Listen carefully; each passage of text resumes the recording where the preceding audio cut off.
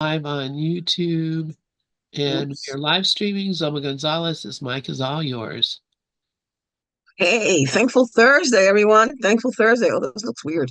This whole background thing looks weird. It looks weird to me anyway. I trust everybody's doing well. I'm doing well. Everybody has to be doing well. I see Dove. I see Cher. Hi, Cher. I see Lori had to go, but I know she's around somewhere. And Sharon, hi, Mickey, Lynn, and whoever's listening out in listening land. My friend and sister practitioner Katia. Hi, I know you're listening. She a couple of weeks ago I had mentioned her name and I said and I said to her, I said here I said, and if you're listening, just let me know. She sent me a text message saying, I'm here. I'm here. I thought that was so cool. That was so cool. Okay. So,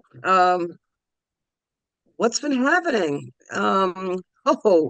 I got a water bill for 3,492 or something like that.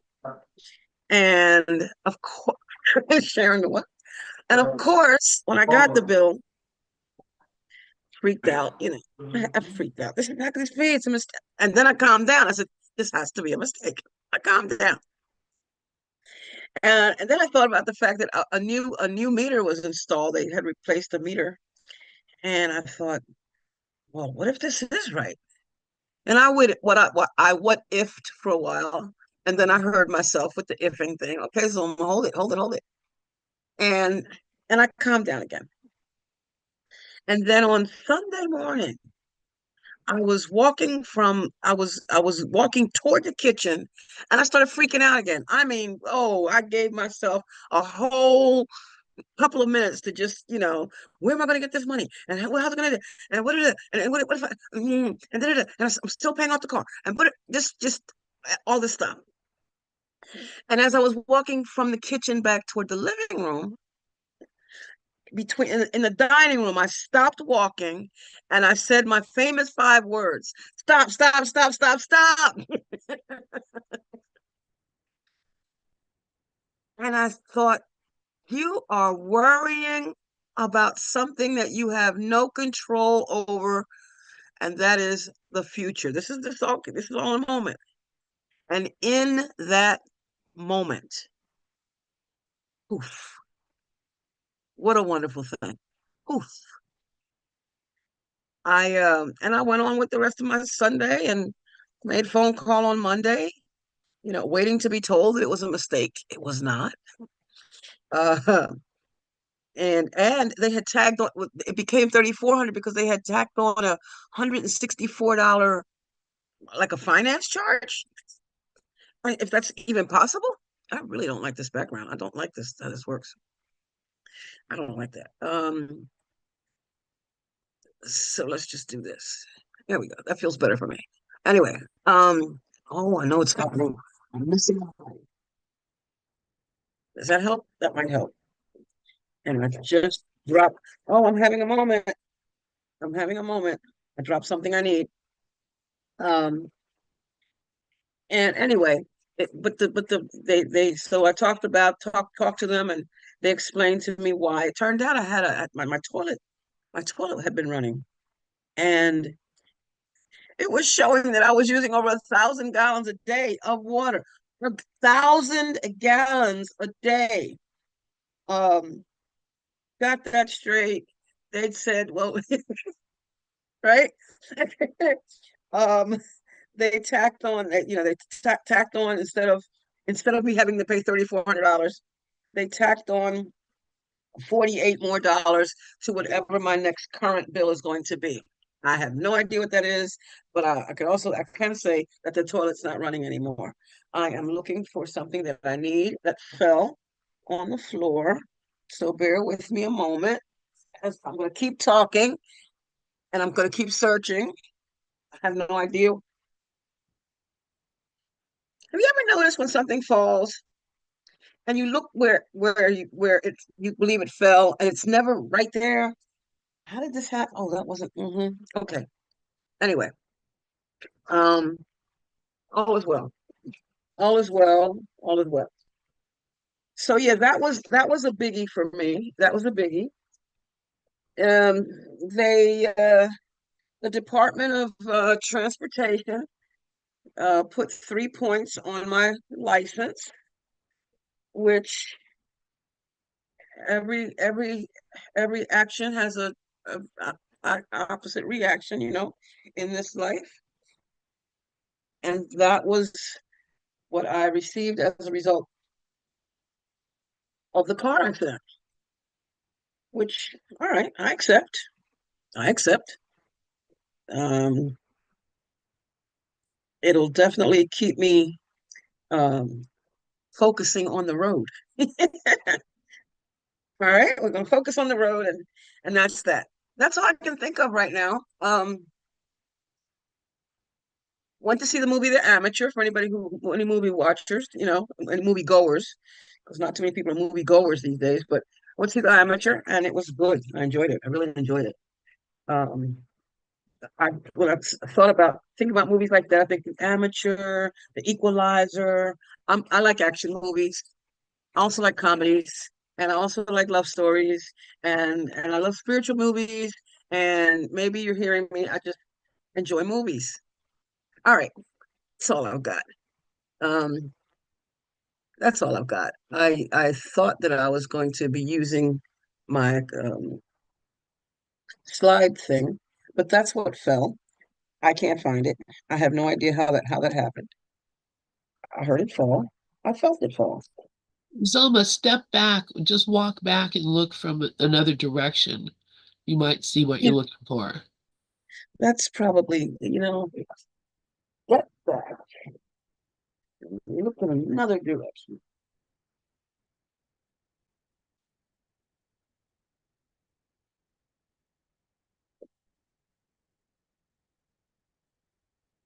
And whoop, there it is. Actually, right in front of me, right here, I have a box, and it's a catch-all. It caught it. It caught it. Well, all right. Let's do this. Let us go into our party place, and that would be here. A Course in Miracles meets Science of Mind and other metaphysical teachings. I had a hard time speaking of that. This morning, Lynn, I was looking for um, the playlist on Gather for A Course in Miracles on YouTube. But playlist I wanted to share it with someone, and I was looking for the before that I was looking for the link, because I was just giving them information, the YouTube link and the Zoom link and all that, and I could not find my on my phone. My playlist didn't come up. I saw a whole bunch of people. I didn't see me. Where is it? I know it's there because I've seen it before. And I'm looking and I'm looking.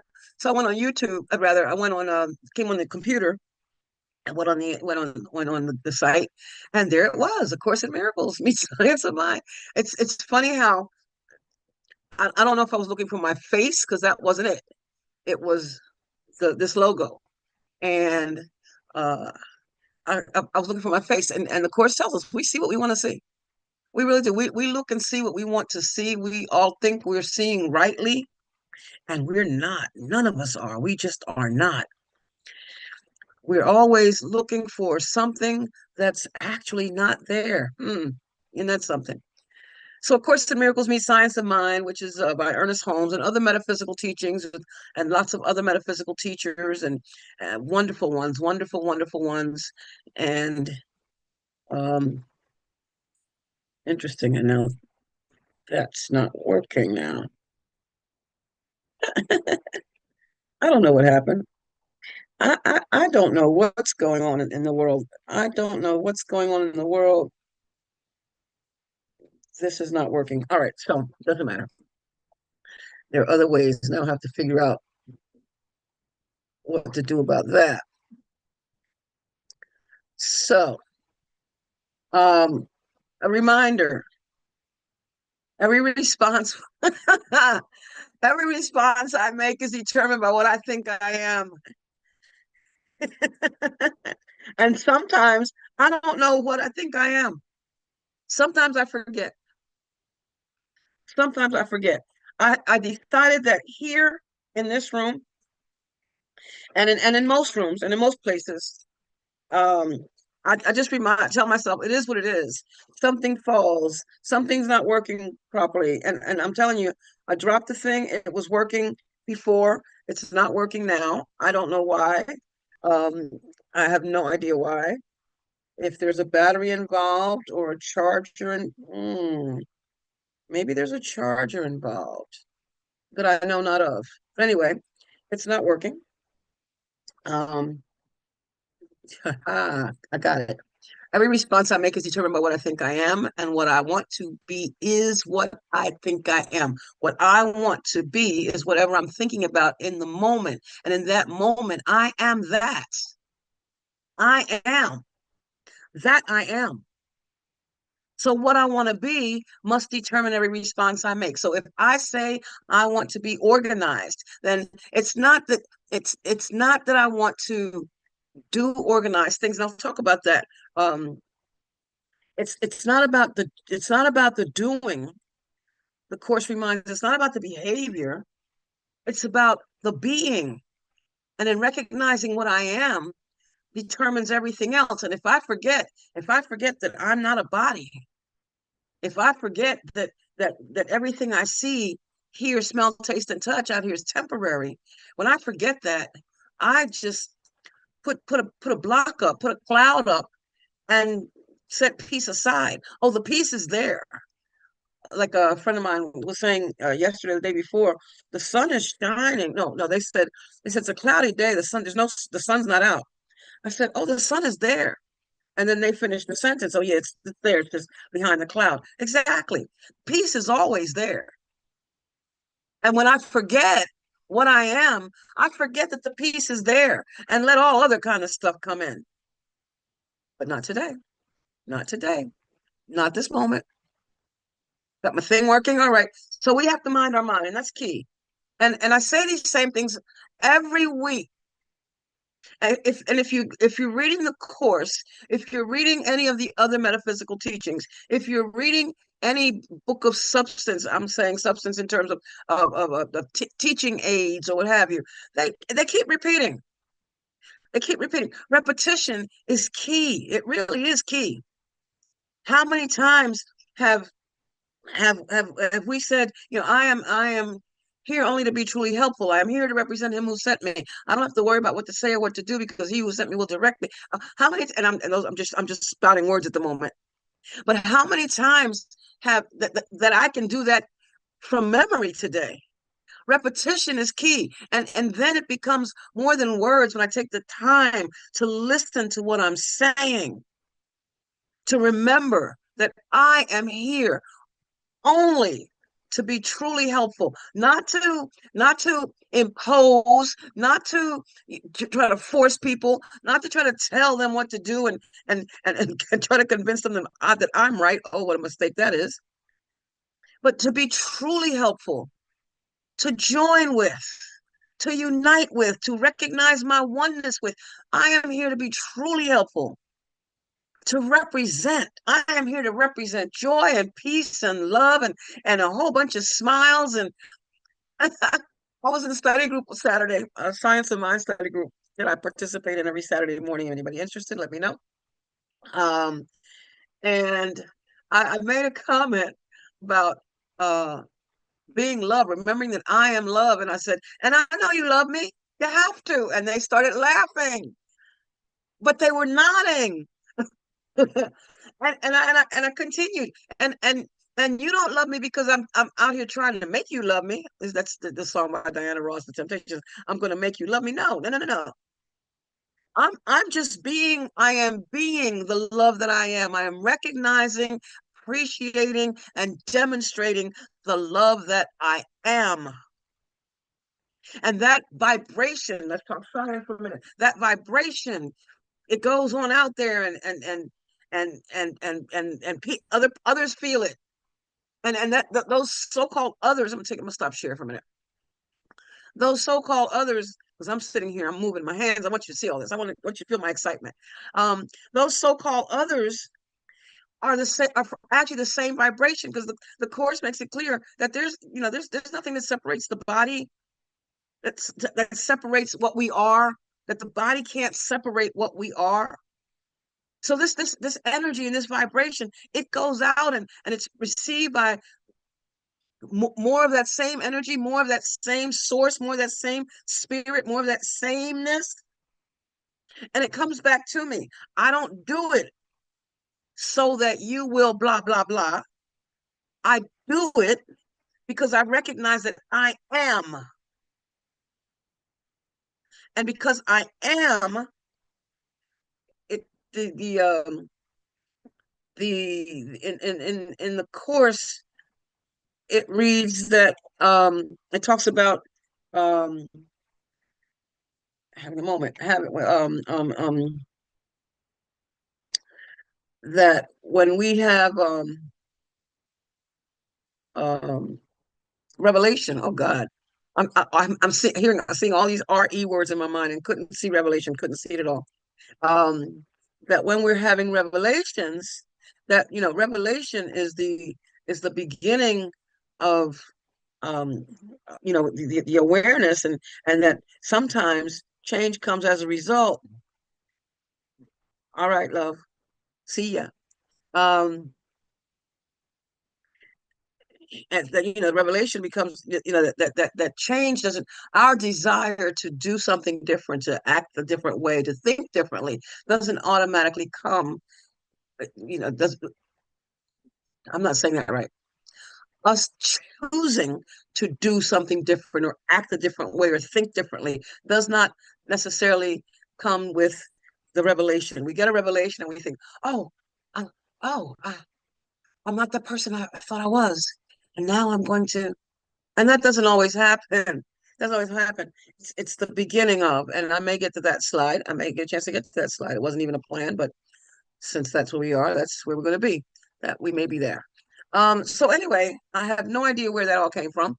Um, we're asked to mind our mind. This thing is not working properly.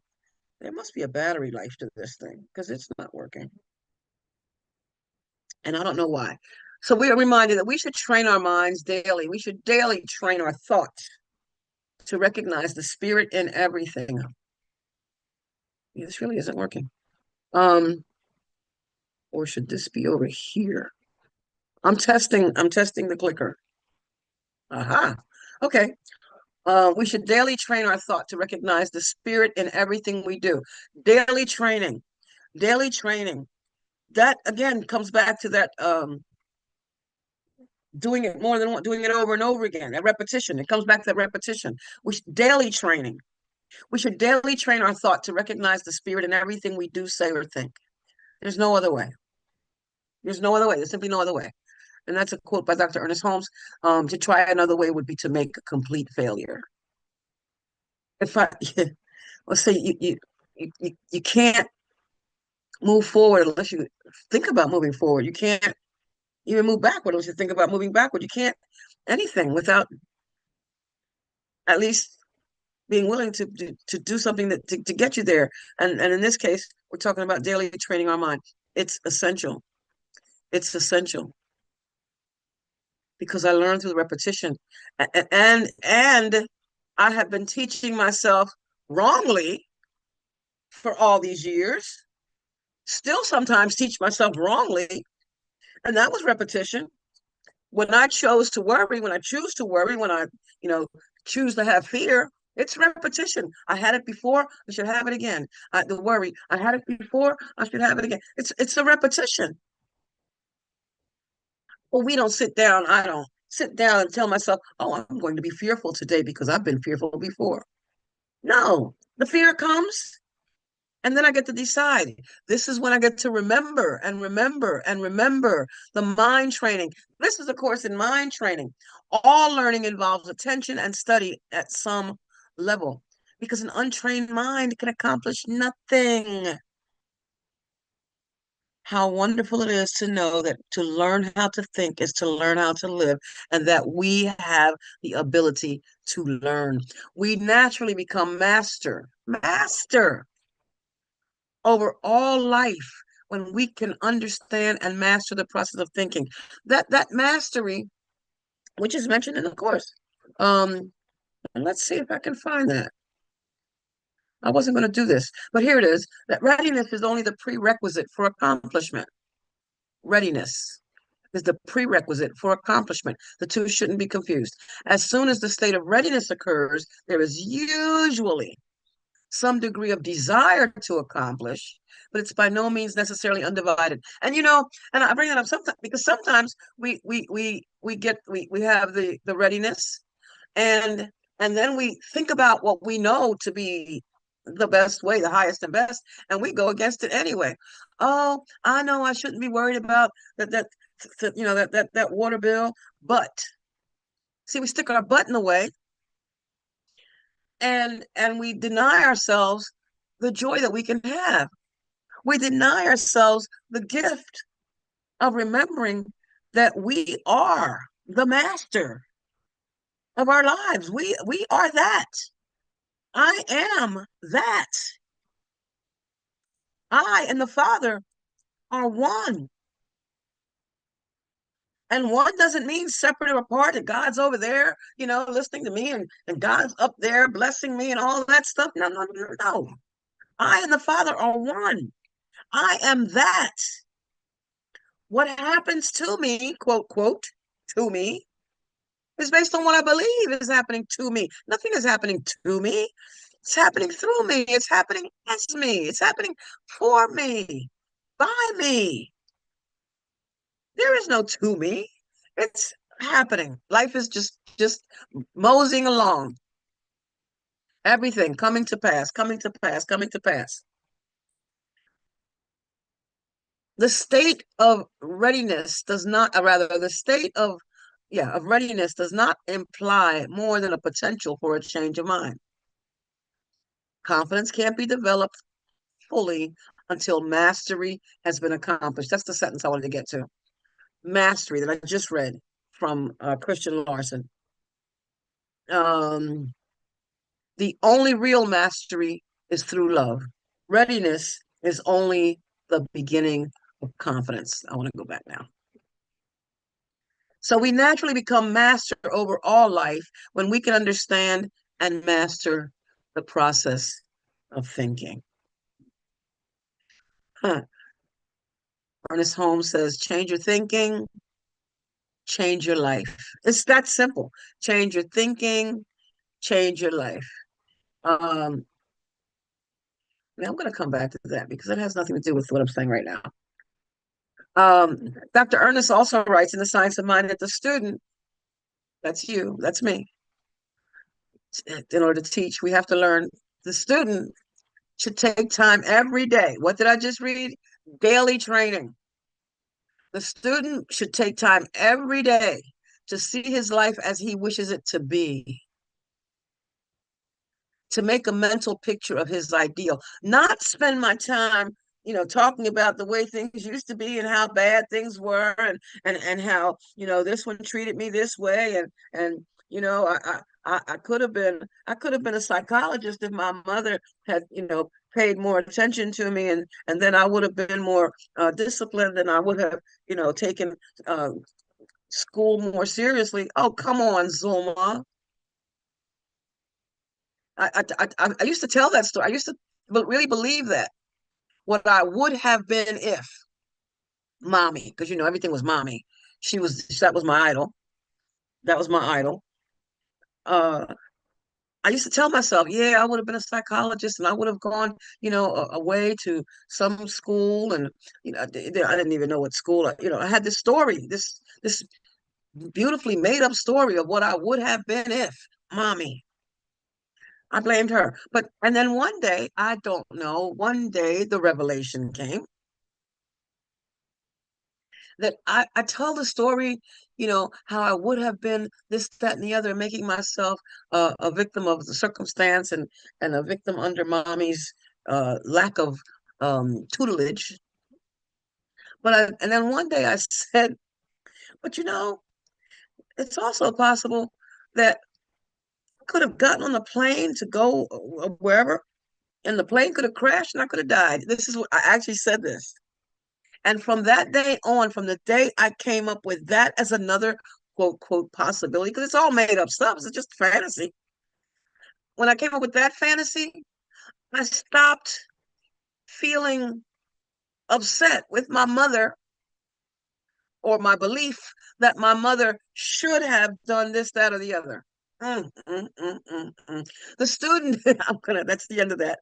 That's the story. The student should take time every day to see his life as he wishes it to be, to make a mental picture of his ideal. He should pass this picture over to the law. What we call the law, we call the Lord, we call it God. Just pass this picture over and go about his business with a calm assurance that on the inner side of life, something is taking place. There should be, there should not be any sense of hurry or worry about this, just a calm, peaceful sense of reality. Let the law work through and express itself in the experience.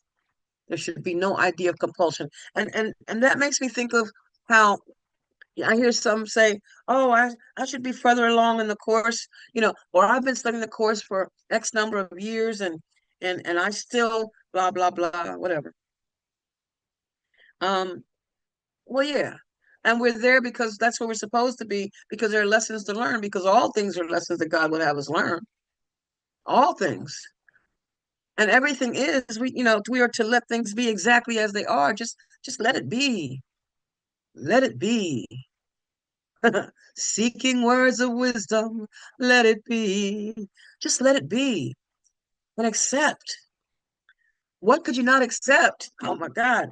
See, that one was one that Dove used to say all the time, all the time. I went there, and it's funny because I couldn't tell you the name of the lesson.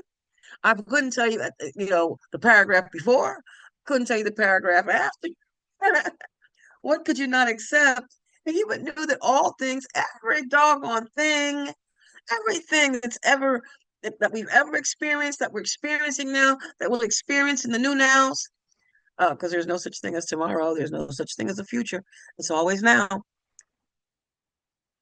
It's already done. We say in science of mind, and so it is. I'm talking about, as as I want to see it, and as I see it, so it is. The first quote from the course said, "What I want to be." That sounds like the future, but it says, "What I want to be is what I think I am. What I want to be is what I am." Because in that moment, in the moment, as in this quote, that I am making that mental picture, I am there. I am, as we say in the first step of treatment, rather than the third step of treatment, I am realizing it. I am realizing it. And I'm letting it be. I can't force it. We drop apple seeds to plant apples.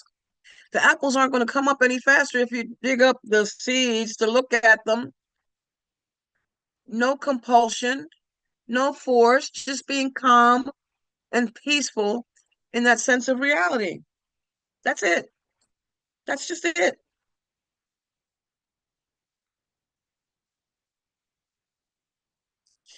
Emmett Fox and the Mental Equivalent, a class that I'm teaching right now, and I love it, love it, love it. And it's a good short read. The Mental Equivalent. It's a short read, but it's a wonderful read. Uh, in his book, The Mental Equivalent, he writes that the secret of successful living, and I'm saying that I'm not talking about how much money you make or how big your home is or what kind of car you drive. I'm not talking about that. I'm talking about what success is to you. Because success right now to me is success a few minutes ago was finding this clicker. Thank you, Lynn. And don't you just love, I just love how The answer comes because I put it out there. My love coming out, I said it earlier, my love going out there, Lynn felt it and gave me back love and helped me, gave me the answer. Oh, we're doing this together. We can't do it alone. I'm so grateful, grateful, grateful. So that was the success at the moment, that this clicker is working, that I can go from slide to slide. That I can go it's grateful. It's success. This is success. Success was hanging out with my behavioral therapist online last week and well, no, actually 3 weeks ago. And she gave me a task because I actually told her, I'm asking you to be my accountability partner and help, basically help me to think differently. Help me to think differently. And that's really what it comes down to. Unless we're willing to change our minds, nothing can change. The, these teachings are not designed for us to change our behavior. However, as a result of changing the way we think, as a result of changing our mind, changes in behavior show up. And here it is. He says the secret of successful living is to build up the mental equivalent that you want and to get rid of, to expunge the mental equivalent that you do not want. Okay. Um, oh man, I'm going somewhere. I sure hope I don't have an accident. Uh, oh man, I'm going such and such a place. It's going to be a great trip. I'm not even using the word safe because to do that implies that it could be unsafe. There can be no unsafety in God. There can't be unsafety in God. I am what God is. I and the Father are one. When I call on the name of God, I am calling on my own. I am that, not separate and apart from. And the Course says, who walks with me? Who is me walking? As well, I'm speaking for myself, as I grow in the understanding of what this means, what these words mean, I recognize that it's me. It's me. It's me. I am that. And I heard it said that I'm not a drop of water in the ocean. I'm the ocean in a drop. Ho, ho. I call on God's name and I call on my own. Change the mental equivalent. To change your mind means to place it at the disposal of true authority. When I change my mind, I recognize that I'm not weak or small, or that I can't this and I should not have that. I recognize that I am. I say that. Oh, that's my new mantra these days. I am. When I'm having those moments like, oh my God, I don't want to do this. I can't. Oh, I just want to go play, escape, play a game on my phone, or I want to go read. Let me just go grab something out the Course and read it. No, no, no, no. Those are escape. Because see, reading the Course, reading the Science of Mind text, reading Joel Goldsmith, reading Neville Goddard, reading Emmett Fox, all these readings, right? Reading John Mundy, doing these readings is pleasure for me. It's pleasurable. It's not a task and a chore. Reading the Course is never a task and a chore. That's why I'm involved in like 3 or 4 study groups. It's never a task and a chore, and I would be involved in more if I could. Oh, I am just so waiting for my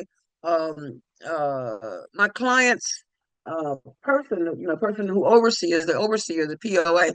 So anxious to have him find out why the Wi-Fi in that house is so doggone bad. Well, it's not existent. Why there's no Wi-Fi in that house? Because there are times, I want to, and I've been seeing. I come on Fridays because I want to listen to the readings and be involved in the teachings of Joel Goldsmith. And I get online, and next thing you know, it knocks me off again, and it's frustrating. I would have to go sit outside. If I'm sitting outside, I can't watch my client. If I'm not watching my client, I'm not doing my job. So, and if I'm doing my job and letting myself get paid for not doing my job, then I'm not being in integrity. And all that means, and integrity is one of the biggest words in my life today. Being a liar used to be. I used to. I was 13 for 3 years. I'm sorry. I was 15 for 3 years. A lie used to come so easy, and now I stop because I can think of a lie, and I stop, and I remind myself, as I have reminded others, that when you lie, it's only because you're afraid. There's nothing for me to be afraid of. To change your mind means to place it at the disposal of true authority. And I'm dipping and dodging in and out of this with different thoughts and different thoughts and things because it's as it comes to me. I have to say I love my accepting divine healing daily so-called neurodivergent brain. Neurodivergent just means everything it comes differently to me. A lot of ideas seem to come at once. and and Lynn and you all here have given me the honor and the privilege to just let them come. And I have to sometimes, and I don't, I'll go back and I'll listen to the Friday teachings, and I'll listen to Karen or Mickey, and I'll go back and I'll listen to some of these, and I don't go back and listen to my own. Some people do that regularly, and if I guess I could for to find out how I could mm, present in a better way. But then that would suggest if I did that for that reason, well, that's twofold. That's twofold. It could be for the learning to speak slower because I know that I have a tendency to speak quickly. It used to drive mommy crazy. Nena, ¿qué tú dices? She's like, girl, what are you saying? What are you saying? I was despacio, despacio, slower, slower, slowly, slowly. So I know I have a tendency to speak quickly, and I could probably, I don't know, I don't know. This is the way I present, and I heard what Lynn said this morning. So apparently, it's okay. If anything, I would go back to listen to my um own presentations to hear what I'm supposed to learn because a lot of this is just I'm just talking and I'm not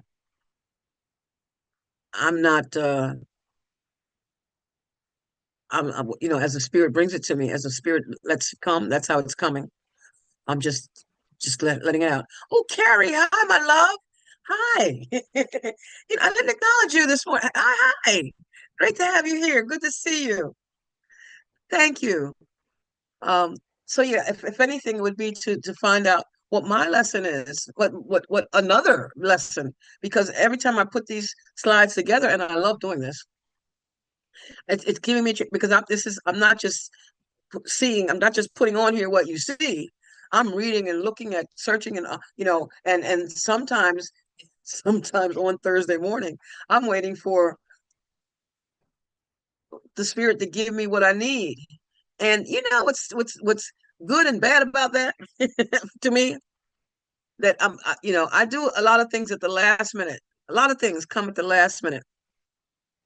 And a lot of times that's what happens here. I have hot Mickey, I have hotspot. Mickey, I have hotspot on my phone. I do.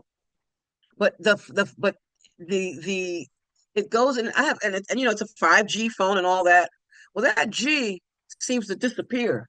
Uh-oh, my computer just went dark, not dark, but darker. Something's not plugged in. Let's find out where and why. Looks like the battery's going low. Let's find out why, what's happening here.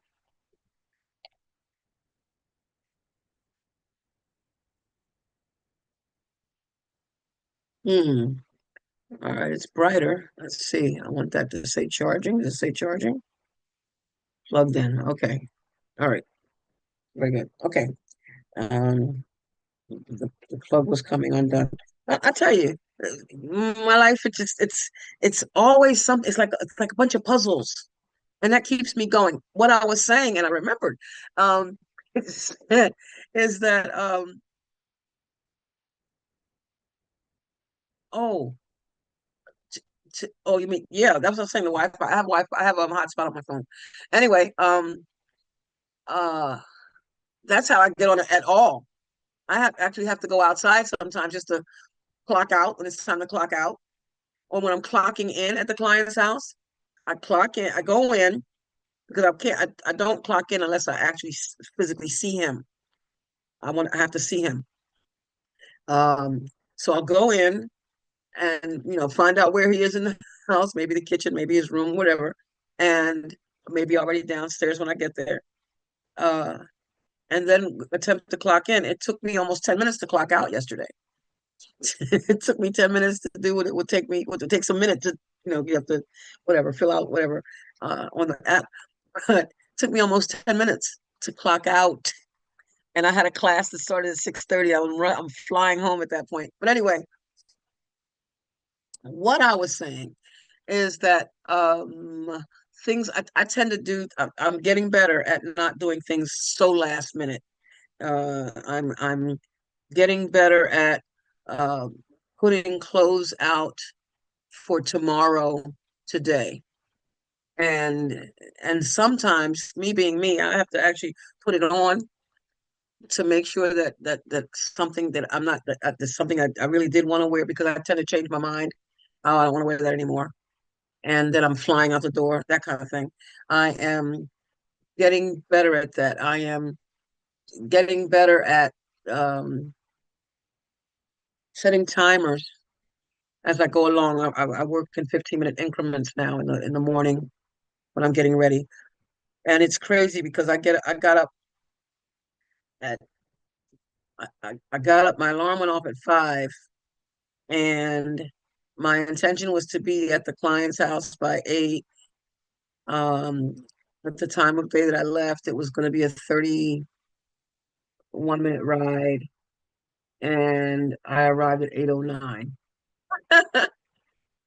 Now, of course, this involves getting Lovable together because Lovable goes with me and all that. But what I'm saying is, you know, I'm not. It's not my behavior I'm changing. Let me go there. Things come to me last minute. No, that's what I was talking about. All right, all right. So things come to me last minute, and from the time I leave here on Thursday, when I leave here, I'll already be thinking about, oh, I'll listen in on something, or I'll be reading something. I'll say, okay, that's gonna be my topic, and I'll go, oh, no, no, that's gonna be my topic. Oh, that's gonna be my topic. And Thursday morning arrives, and I still haven't gotten a topic. Now, sometimes I come in here with two and three topics, two and three different things. Like, there is no specific topic. It's all God. I have to look at it that way. It's all God. And if my if my thoughts are going left and right, then we're going to go left and right, and hope you can catch up and keep up. Lynn said she's all right with it. I heard her this morning. Thank you so much for that, Lynn. You know, you gave my ego a boost. Uh, so the course reminds us, you must change your mind, not your behavior. You must change your mind, not your behavior. But I already said that changing your mind, or rather changing that as a result of changing your mind, behavior changes. Change your thinking, change your life. It just comes. This topic came this morning, and a couple other slides that I had were because I had other slides in case they didn't know which way it was going. But this was this morning. These slides occurred after 8 a.m. this morning, and that's the way it happens. So, which is why I presume that a lot of the in between stuff that I say in between the slides It comes because I'm learning, I'm growing too.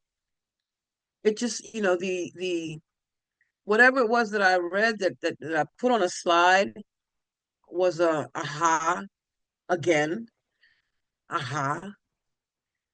And then as I'm talking about it, more ahas come.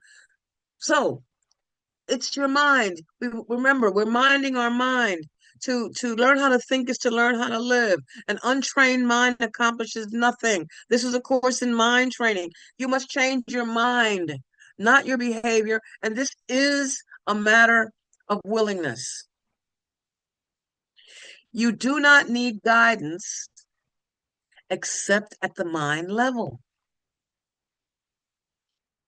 The mind level. Correction belongs only at the level where change is possible. See, change, change does not mean anything at the symptom level where it cannot work. So I talk about openly and clearly that, I have this disorganized, that I have acted in a disorganized way in terms of my stuff, disorganized and what have you. And I had, and the reason why my attempts to organize, and I'm going to just use that word because that's the one that works for me right now.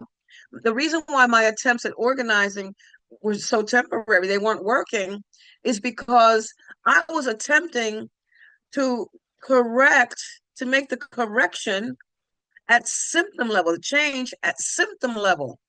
Well, let me just, straighten this up and fine. And then turn around, and what I straightened up, I ended up messing up again because I was only focused on it at symptom level.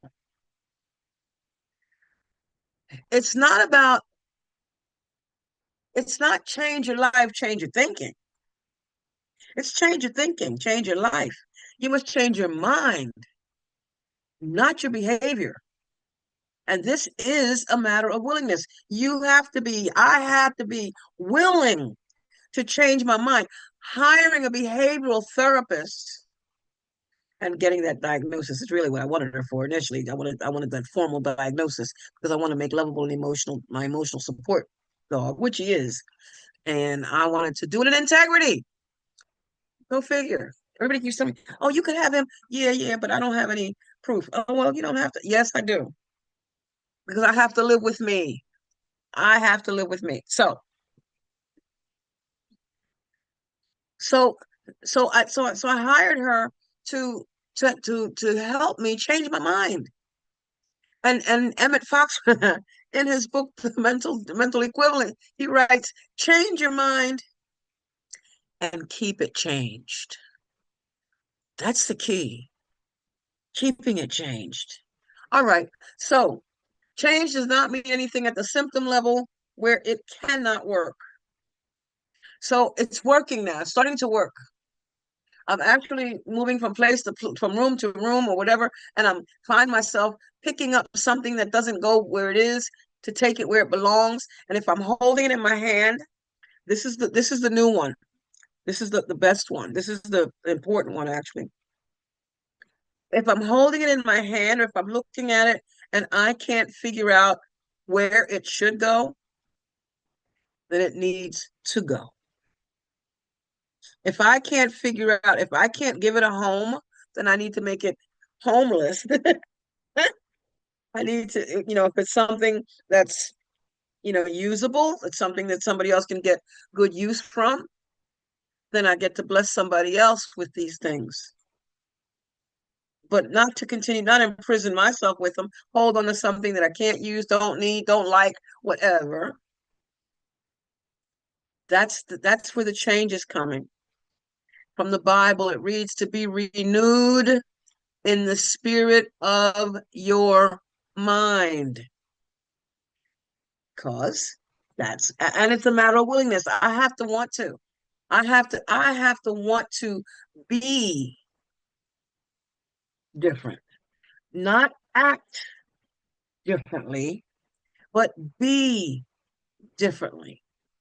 Every response I make is determined by what I think I am. See why that particular passage means so much to me. I have that. I told you I framed that years ago. That's a frame with the dust off years ago. Let's see if we can move on. Okay, it's not moving on. How come? Uh, let's see. There we go. Joel Goldsmith and his The Thunder of Silence. Yeah, I know you. I know you're reading that now, Lynn and Gloria, if you're listening. I know. Oh, I believe I dropped that thing again. Are you kidding me, Zulma? Stop that. um, Joel Goldsmith in The Thunder of Silence. Let's see it now. Wrote undoubtedly, there are men and women who are not to our liking,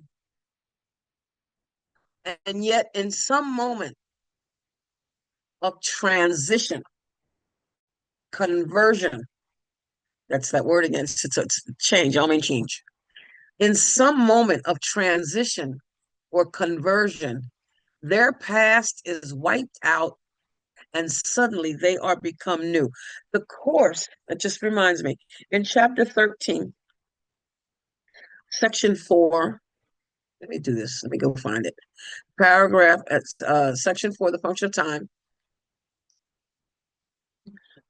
I that was the place where life changed for me in terms of my relationship with my mother and thus with everyone when it came to thinking that I was right and they were all wrong. There's a sentence in here, and I'm looking at it. In paragraph 5, section 4, chapter 13, where it talks about now has no meaning to the ego. It says the present merely reminds it of past hurts, blah, blah, blah, blah, blah. It says the ego dictates your reactions to those you meet in the present from a past reference point, obscuring their present reality. It says, in effect, if you follow the ego's dictates, you will react to your brother as though he were someone else. And this will surely prevent you from recognizing him as he is. And that's what this is saying. If I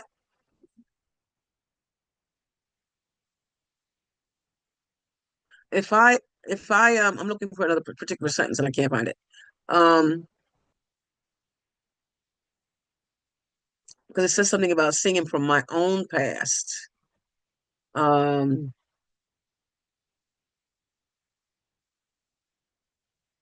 oh wow, that sentence disappeared. Well, anyway, I'm seeing them from my past, not from their past. I, I think that I'm looking at you from the point that you did such and such to me. You kept me from accomplishing such and such. Uh, I have a family member who I realized has oppositional defiance disorder, and it is affecting me and my finances directly. And so it is. And I wanted to say that out loud just to say it out loud. So it's recorded for posterity. Um, I and for a while, and you all know what I'm talking about because I've talked about individual numerous times.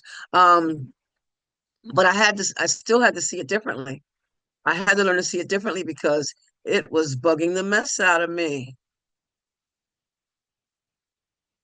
Okay, I'll take that. That Lynn. That wasn't that. Was it's the same thing, but not that. But thank you. That works. Um, in in that same chapter, um, in chapter 13. Oh, it's in section 6, in paragraph 5, but that's still not the one. It says the same. It says what I wanted to say, but that's not it. It says in paragraph 5, sentence 3, that your past is mine. what I'm calling your past is mine. And when I let that go, then I share in the release. In other words, I'm letting you off the hook when I let the hook go. I have to let the hook go.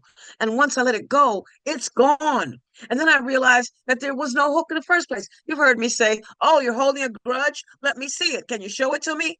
It's not there. Why? Because it's something I'm making up from a period of time that no longer exists. And that it does say in the section I was reading before.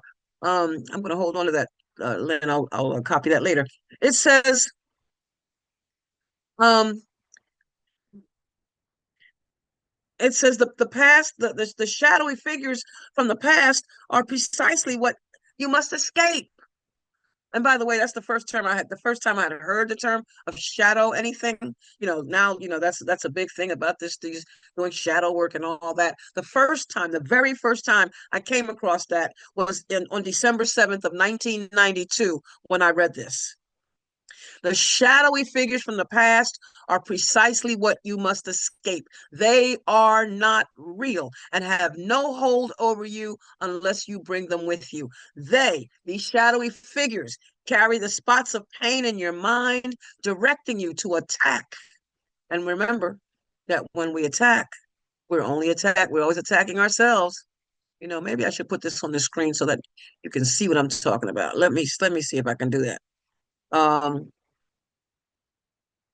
Here we are. The shadowy figures from the past are precisely what you must escape. They are not real and have no hold over you unless you bring them with you.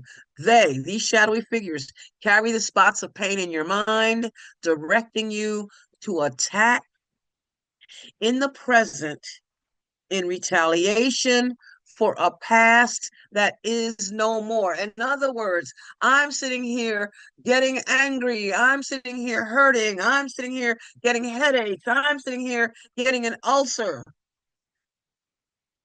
thinking that you are the reason for this happening. And I'm holding on to what you did a day ago, a week ago, a year ago, 5 years ago, 20 years ago, 50 years ago, whatever. I'm holding on to something that's not there. A past that is no more. Oh my God. I'm remembering I'm having a moment. I'm actually having a moment. Remembering the first time I read that. Prior to reading this section, I was like an iceberg. It cold on the inside. I always was a charming person. I always liked people. I've always liked people. I love people now, but I always liked people. So it wasn't that on the and I suppose a people pleaser. I was a people pleaser. Yeah, there we go. Because I certainly wasn't pleasing myself. I was an iceberg walking around pretending to be happy. Oh gosh. And then I read this, and as I'm reading this paragraph, and I only was able to get this so far. I only was able to get to paragraph to sentence 6 in this sixth paragraph because I didn't understand what holy encounter was. In the seventh sentence, I didn't even know what that was because I hadn't read that yet. This was a random open the book day, which is what I used to do up until this day. This is December 7th, 1992. It says the shadowy figures from the past. We're talking about these shadowy figures. It says a past that is no more. I'm attacking in the present. And when I first, I was attacking my mother in the present. I hadn't learned yet, self-attack, that all attack is self-attack.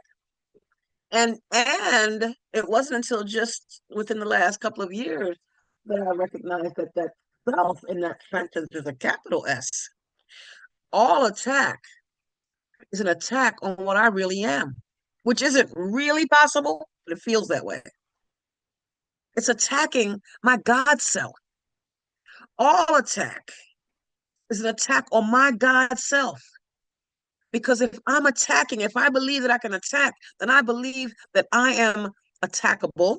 that I am small, that I am worthless, that I am this body. So if all attack is capital S self-attack. And this decision to attack in the present in retaliation for a past that is no more, this decision is one of future pain. And here it is. Unless you learn that past pain is an illusion, you are choosing a future of illusions and losing the many opportunities you could find for release in the present. The hook can go away right now. It can go away right now. The day I read that, I'm telling you, I was an iceberg, a full, hard chunk of ice, frozen in the past. Oh, and I started to melt. I started melting right there, right there. The ego would preserve your nightmares and prevent you from awakening and understanding they are past. That's as far as I was able to read because I didn't understand the next sentence. I didn't know what it meant. I didn't know what a holy encounter was. Oh, thank you, God. I know what a holy encounter is today. I learned what a holy encounter was that day. I'm going back now. I'm going back now to the what I was reading initially.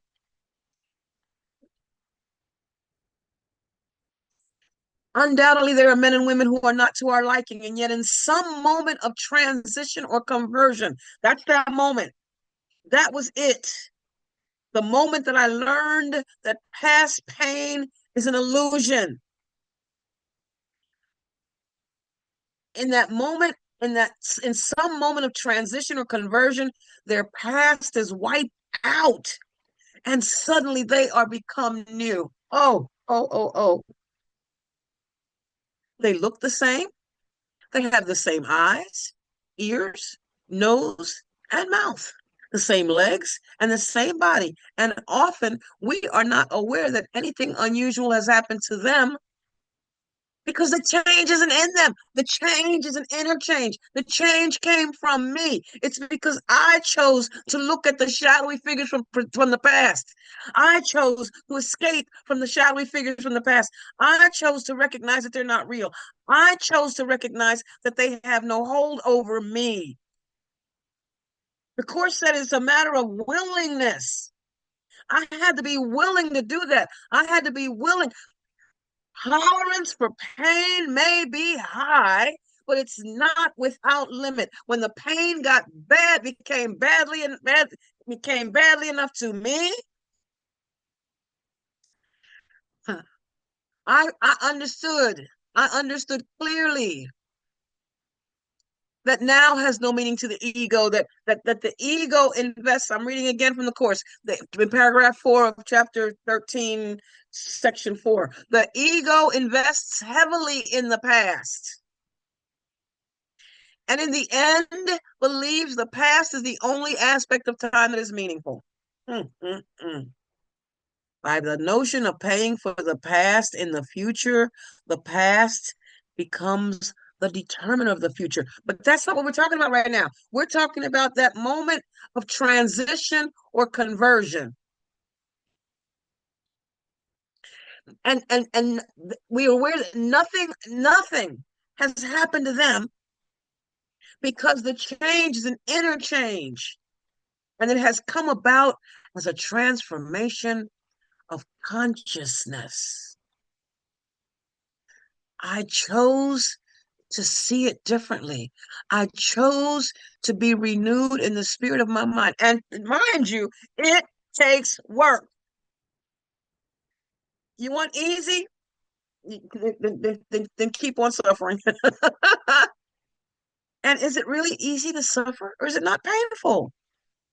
It's painful. But I'm trying to figure out why I can't find that sentence I was talking about. It says something about I will be seeing them from my own past. Um, huh, huh. Oh, here it is. Here it is. I found it. It's in paragraph 5. Okay, so just like what you gave me was in paragraph 5, Lynn, from section 6. This is in paragraph 5 of section 4 of chapter 13, sentence 6. It says, let me go back one sentence. In sentence 5, it says, if you follow the ego's dictates, this is from the course, if you follow the ego's dictates, you will react to your brother as though he were someone else. And this will surely prevent you from recognizing him as he is. I used to say, I had to substitute the word, back when I was reading it, substitute the word brother for mother, and seeing her as she really was. It says, and you will receive messages from him out of your own past. That's what this is saying. The change is an interchange. You will be receiving messages from him out of your own past. And by making it real in the present, you are forbidding yourself to let it go. My past. It's not your past. It's not what you did. It's my perception of it. I'm not upset for the reason I think. I'm upset about what I think. I'm upset because I'm not upset about what actually what I say happened. I'm upset about what I think happened. And granted, I can talk about some situations where that my body, when my body was violated. I was like, yeah, okay, that came and it went. It came to pass. It didn't come to stay. But me choosing to hold on to it, trying to keep it real, which is now a fantasy. It's an illusion. This is this is so easy for me to. I'm having another moment. It blows my mind.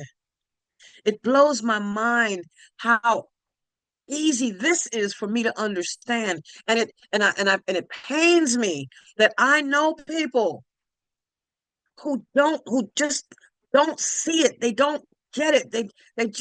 They keep saying, yeah, but they keep putting their butt in the way. Yeah, but that's saying that they didn't do it. No, they didn't. I'm not. Listen.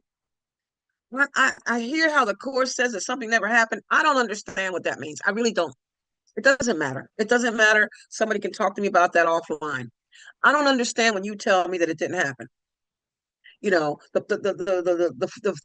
former coworker who got, somebody slashed her. She was a model, and somebody took a knife and slashed the side of her face. And every time she looks in the mirror, she sees that physical scar.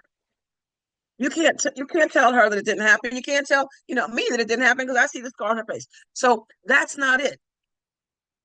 That's not it. I don't know that that's that it means that the way it reads. That's just me. What it means to me is it's not happening now. Granted, she may have a scar. Granted, um, you know, things may have, I may have made changes in my life as a result of, what happened, what the event that occurred, but it's not occurring now. I can choose to think differently about it because it's an interchange. It's an interchange. The transition and conversion of the past is wiped. It wipes it out, and suddenly everything becomes new. Not just the men and women, not just the people, the situation. I understand compassion. I know compassion today because of the situation that was so painful at the time it occurred. That people come to me without me asking them, did you have this happen to you?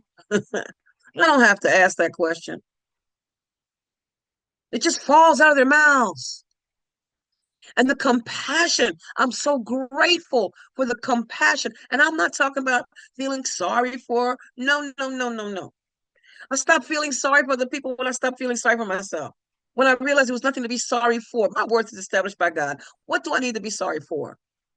When I call on God's name, I'm calling on my own. What do I need to be sorry for? I am what God is. What do I need to be sorry for? I am my own understanding of God. What do I need to be sorry for? Either I believe that God is all that, therefore I'm all that, or God is none of that, and neither am I. Now, come on, come on. Choose you this day who you'll serve. You can't serve two masters. Pick one. Pick one. And one of them is real, though. We have two thought systems, the ego thought system or the Holy Spirit thought system. And if you choose the thought system of the Holy Spirit, you will be able to transition and have a transition and a conversion, which the Course calls atoning. Atoning means undoing.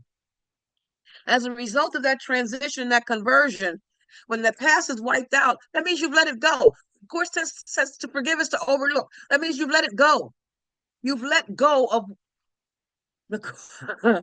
I love the sentence the Course says something like, how can you not let go of what's already gone? How can you not let go of what's already gone? It's already gone anyway. So what are you holding on to? Because your brothers and sisters called you this, or your people in the your friends called you names, and because your family members treated you like you were different, and that was then, and this is now. You have you are your own teacher. You are your own understanding of God. So what all that other stuff is gone.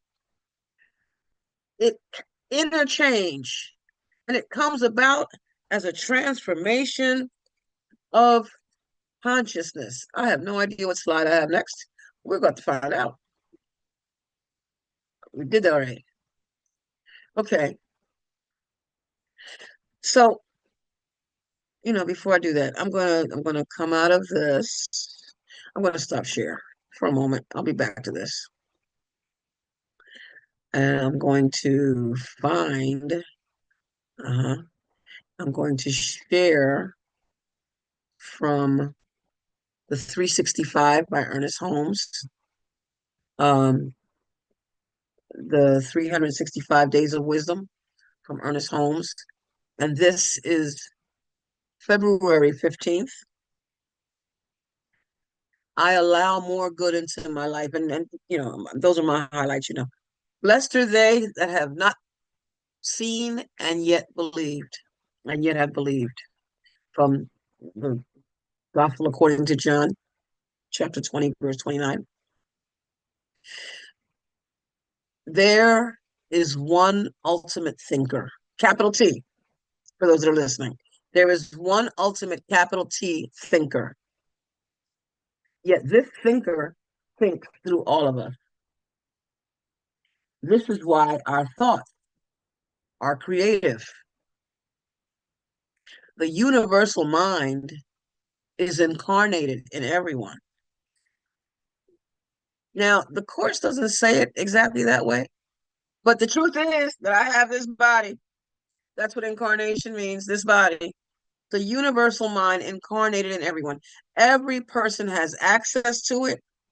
Every person uses it, capital I, it, either in ignorance or in conscious knowledge. The mind of each one of us is the mind of God. Oh, yeah, the Course says it is the mind of God functioning at the level of our perception of life. So we all have this gift. We all have the gift of being one with God, being one with life. We're it, not part of it. We are it. We're not a drop of water in the ocean. We are the ocean in a drop. We are it. No separate its, no separate spirits, as some say, the evil spirits and those bad spirits and all that. Come on. There's no God and. The mind of each one of us is the mind of God functioning at the level of our perception of life. Consciously using it, we bring into our experience today something we did not appear to have yesterday. A better environment, a happier circumstance, more love, more joy. That's Isn't that what I just read? I just read that. It says that that moment of transition and conversion, that the past is wiped out and it becomes new. In such degree, Dr. Ernest writes, as I know that the God in you is the God that is in me, I cannot seek to do you ill. See, um, there are there have been attempts, there has been an attempt, we know, on the commander in chief's life. There was an attempt to that. There are those who think about what it would be like to do something like that. Ouch. And in the moment that they're thinking that way, they're in pain. They're in pain. And not that I don't understand why they're in pain. I'm in pain sometimes when I give myself opportunity to think about it, when I choose to think about it. Because again, I'm not upset by what I think. I'm not upset for the reason that I think. I'm not upset because something out there is happening. I'm upset because of what I think about what's happening. And I'll have to admit, there are some things that are happening that I don't like. I don't like that young man was sent to Venezuela who wasn't supposed to be there. The one young man from Maryland, I can't think of his name. I can't say it. That he was sent to Venezuela, and they're not, and Venezuela's not going to let him go. That the young man had, there's no due process for any of these people. That there are people there. I mean, and his is just the name we've heard. Surely there are others, people who have been taken. I heard Puerto Ricans are taken. Now, wait a minute. I took that personally when I heard that. But it's what we do. We take things personally. We create our own pain, and hurt people hurt people. But when I realize that God can't be hurt, I and the Father are one. When I come to myself, as the saying goes, when I come to myself, it's my capital S self. When I come to myself, I cannot seek to do you ill. It would be unthinkable because all that I could do would be to hurt myself. How does the court say? All attack is capital S self attack. Dr. Holmes continues, when all of the nations of the world see God incarnated in one another, then we will no longer have use for weapons. We must stop believing that God is somewhere apart from us, or more than that. More than that. See, I may think, oh, God is right here where I am. And you might say, oh, and I can tell God is right there where you are because you're being sweet and wonderful and joyous, and you're treating me well, and you're making me smile, and you're boosting my ego. But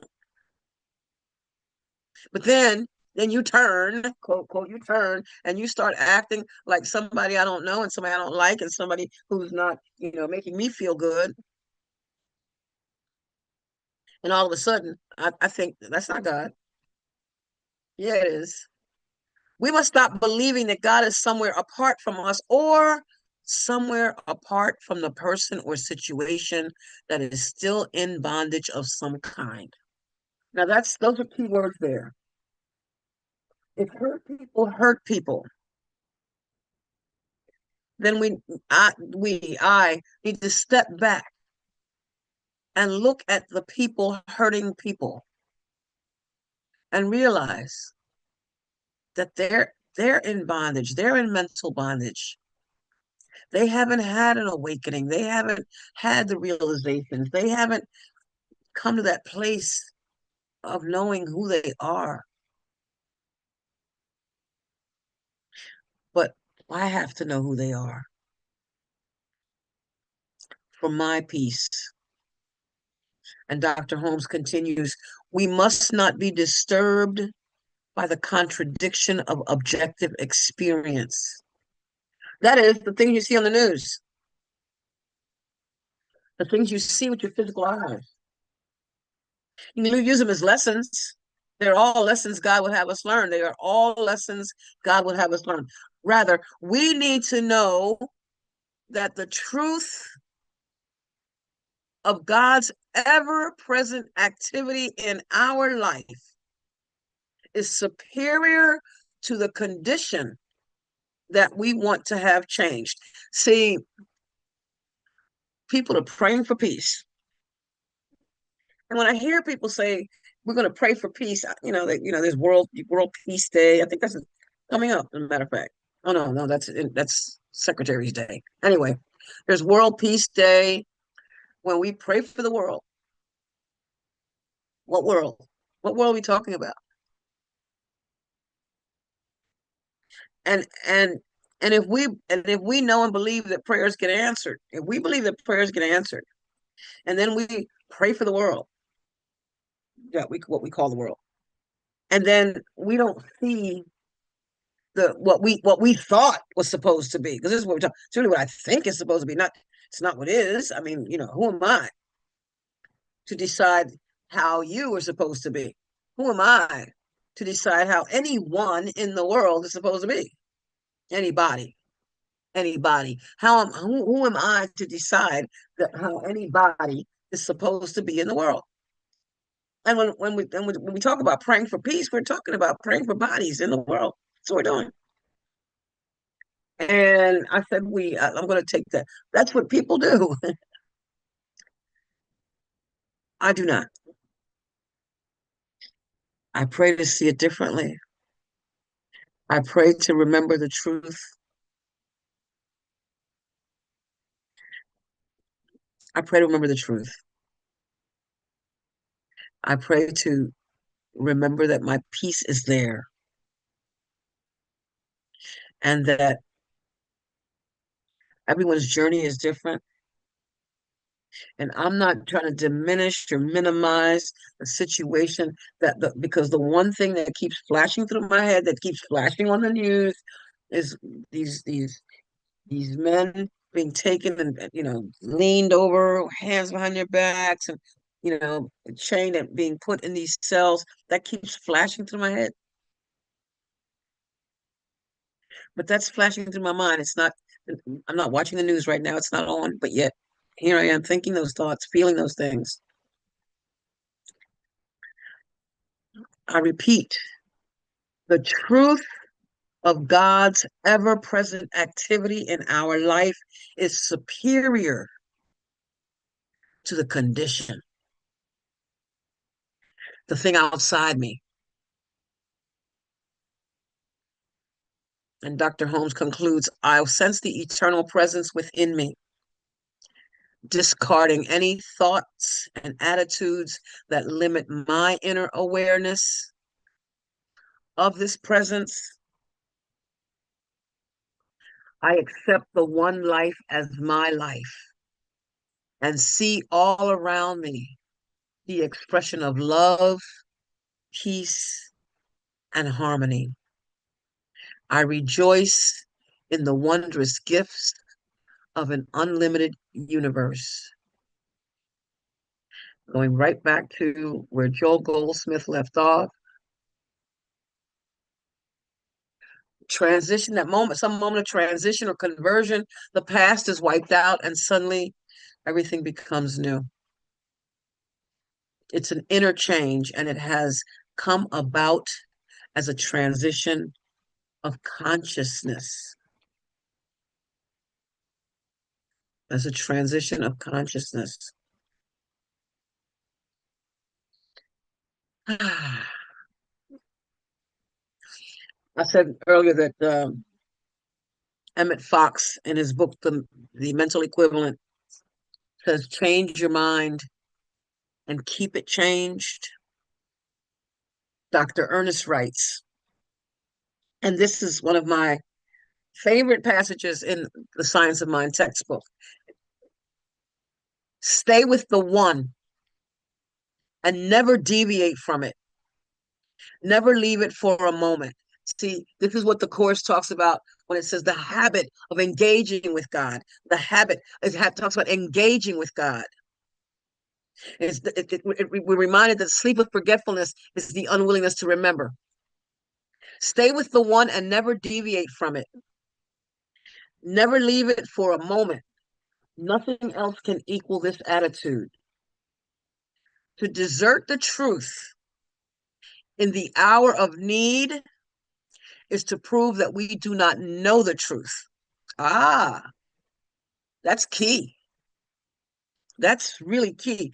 When things look the worst, Dr. Ernest writes, that is the supreme moment to demonstrate to ourselves that there are no obstructions to the operation of truth.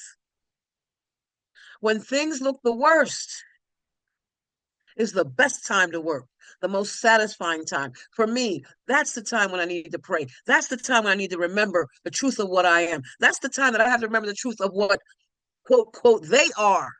That's the time to remember that the God in me is also the God in them, whether they can see it or not. The sun is shining, whether the cloud is out, whether the cloud is covering it or not.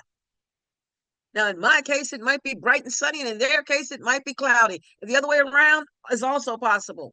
But that's the time to remember that. When things look the worst is the best time to work, the most satisfying time. Because when I can atone, when I can undo, when I can forgive, when I can overlook, when I can release, that's when I get the peace.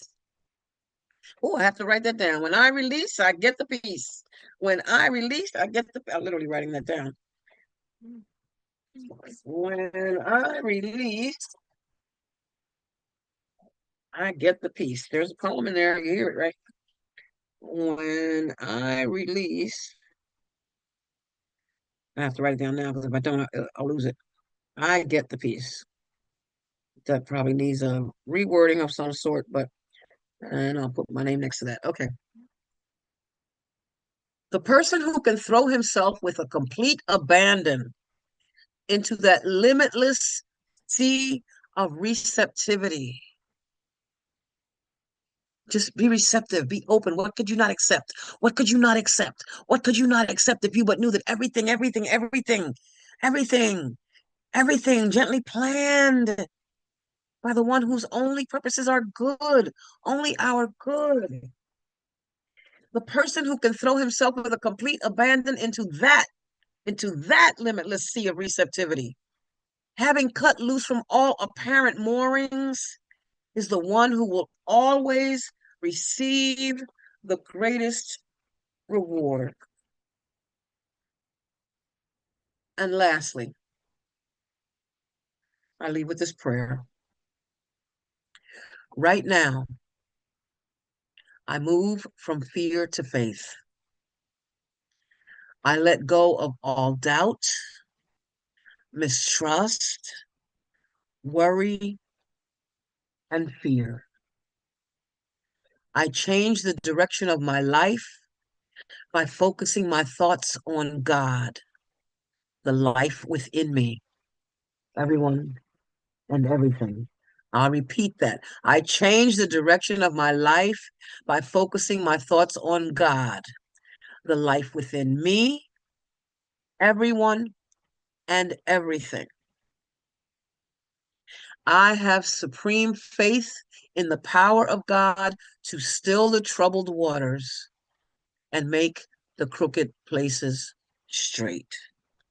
And that is from the 365 Science of Mind, a year of daily wisdom from Ernest Holmes on page 93 for anybody who's listening. And with that, with gratitude for having this extra half hour and change to share. I love you, family. And Lynn, here's the mic. Thank you so much, Zulma. And I am so glad you had that extra time. And it just works out